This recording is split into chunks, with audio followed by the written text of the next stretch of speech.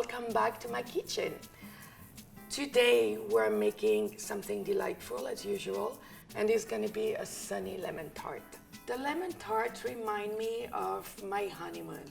We were in Capri having dinner under a beautiful lemon tree, and the smell of the lemon in the air, the ocean, the beauty of the scenery, the sweetness of the honeymoon, and the wine. So when I do a lemon tart, it takes me back to that time, happy time, before the lemon got sour and the marriage too. So let's make it. It's very good, I promise. I'm using a basic dough that I use for most of my tarts. It's simple to make, and it suits basically every tart. It's what we call a sablé in French, which is basically a sweet dough. So let's start with the butter first. 300 grams of room temperature butter. I don't want to put it the whole thing, even if it's already cold, just because it incorporates much better when it's in pieces. It's 215 grams of powdered sugar, very important. Powdered confectioner sugar is the key. Why? Because it's much finer than regular sugar and it's not as sandy. When it mixed, it incorporates much better, and you're gonna get a very soft dough. Now, 450 grams of flour. And the good thing is all the ingredients go in the KitchenAid and can be mixed with a paddle. 1 egg. One secret with the sablé dough is not to overwork the dough, just because then the butter releases too much and it's gonna be too greasy. I'm gonna finish it by hand. Now what I'm gonna do is I'm gonna flour the surface that I'm gonna use. Okay.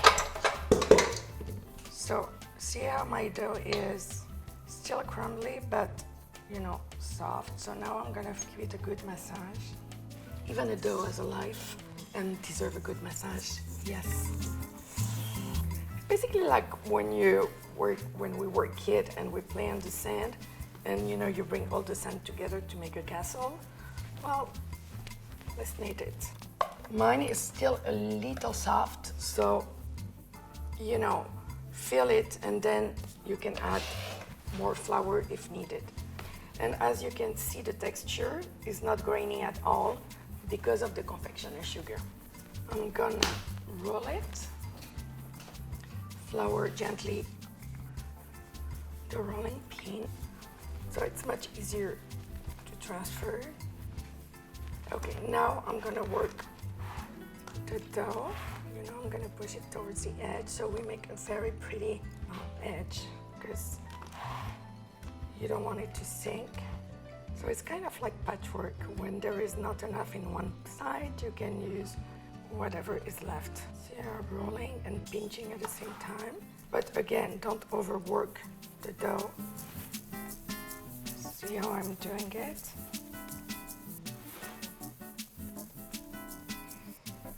Because remember, the dough is going to shrink a little as you bake it with the heat. Don't be afraid to make it a little thicker. It doesn't matter. I'm going to use a fork, and I'm going to put the bottom.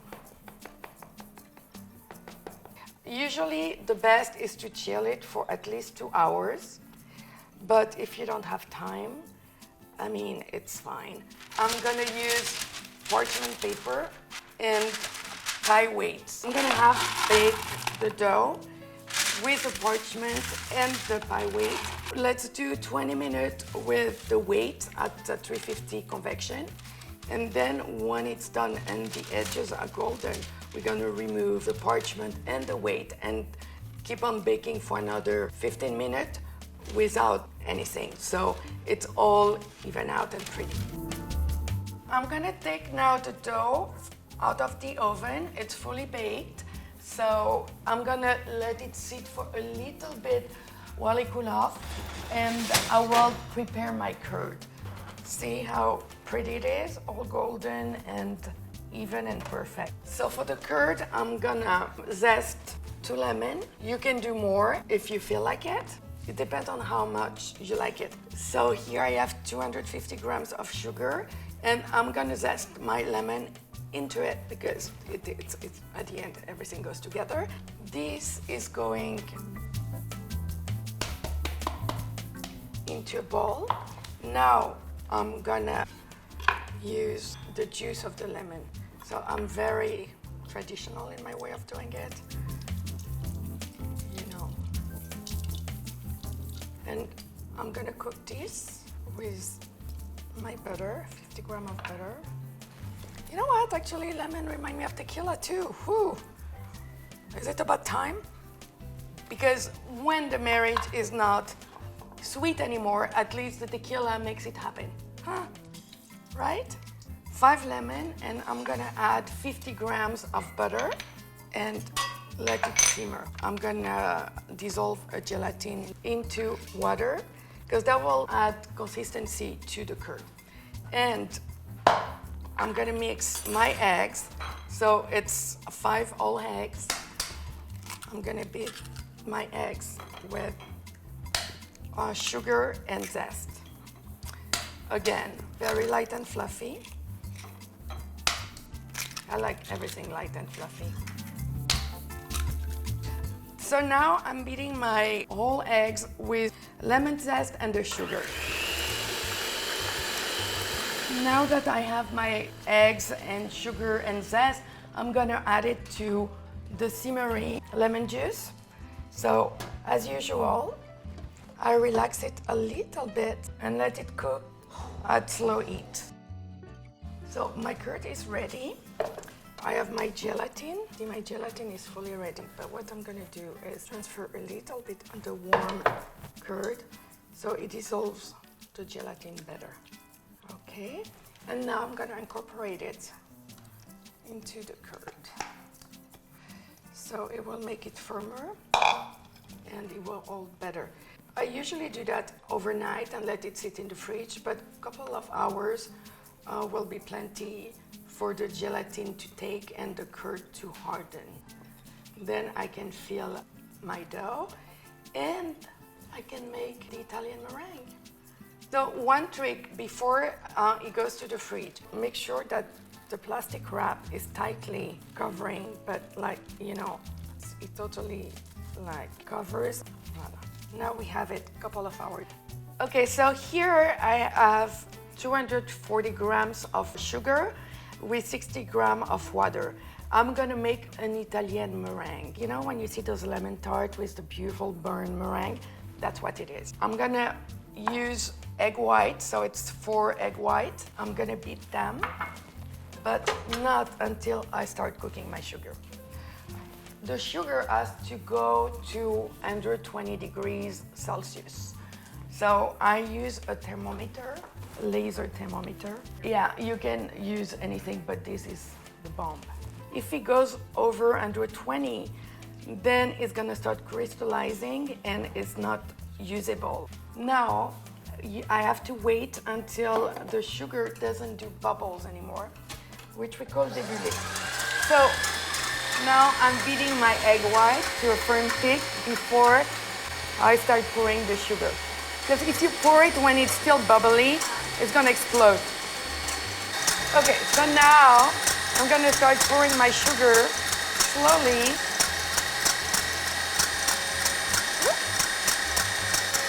Very important, when you make any type of a meringue, the sugar has not to be poured until the egg whites reach a certain peak. Otherwise, the sugar is gonna weigh them down and they will never get fluffy. So now what I'm doing is cooling off my egg white and sugar. So basically, this is the Italian meringue and I'm cooling it off. So look how pretty it is. So I'm looking for a very firm Italian meringue that I'm gonna pipe over the curd once the tart is dressed. Now it's ready. See, I have a very shiny, pretty Italian meringue. So what I'm gonna do now is I'm gonna fill my tart with the curd.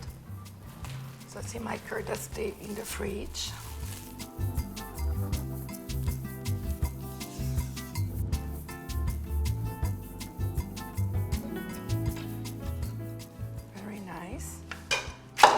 I'm gonna bite my meringue. I use a Tart tip and look, pay attention.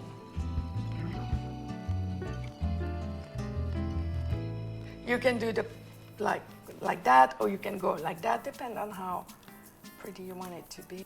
Little pun by little pun, because it's just prettier. But you can go like all around, but because I like symmetry, I like it. Isn't it pretty?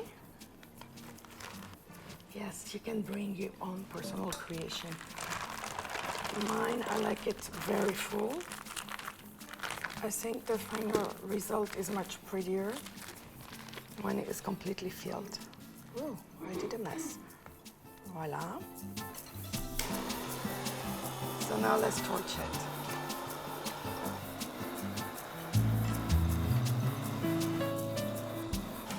You're caramelizing the sugar and it makes it very pretty.